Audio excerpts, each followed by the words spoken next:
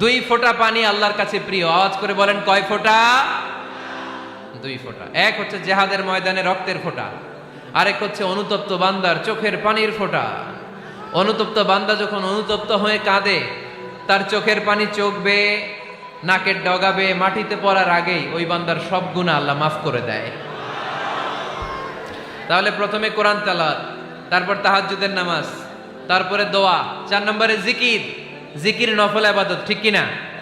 জিকির করতে করতে এই স্টেজের উপরে উঠে যাবেন আপনারা সবাই। পারবেন কারা কারা? হাত তোলেন। কত বড় সাহস দেখছেন?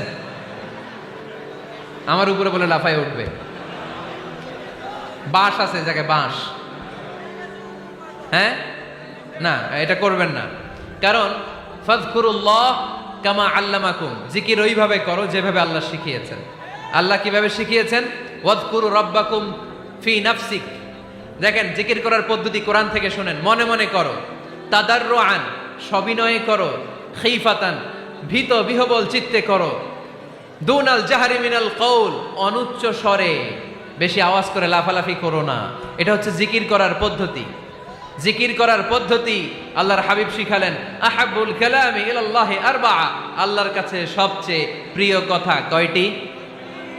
1 নাম্বার সুবহানাল্লাহ, 2 নাম্বার আলহামদুলিল্লাহ, 3 নাম্বার লা ইলাহা ইল্লাল্লাহ, 4 নাম্বার আল্লাহু আকবার। এর চেয়ে শ্রেষ্ঠ জিকির আর হতে পারে?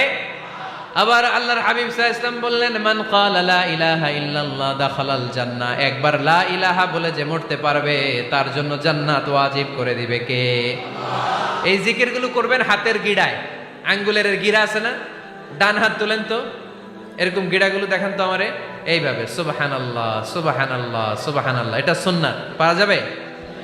আব্দুল্লাহ ইবনে আমর ইবনে আল আস বলেন, রাআইতু রাসূলুল্লাহি সাল্লাল্লাহু আলাইহি ওয়াসাল্লামা ইয়াকিদু তাসবিহা বিয়ামিনি, আমি নিজ চোখে আল্লাহ রাসূল সাল্লাল্লাহু আলাইহি ওয়াসাল্লামকে ডান হাতের গিড়াতে এরকম তাসবিহ পড়তে দেখেছি।